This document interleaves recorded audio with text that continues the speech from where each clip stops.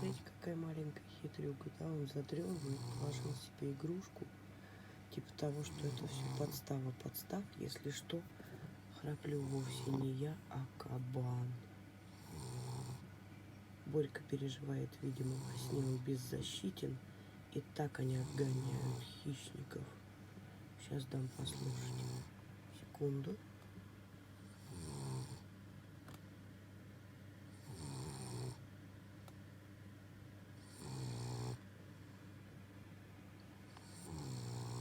Это колыбельная от Борьки для самых-самых маленьких.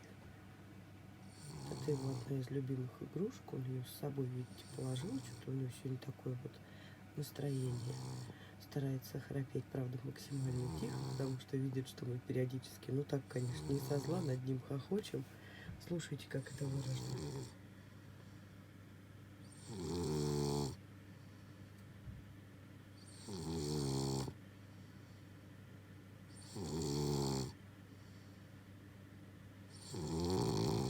Все, Боречка, честно, мы все поняли, это кабан, не будет мешать тебе спать. Все, мы вас любим. С вами Лана и Боря. Всем пока-пока.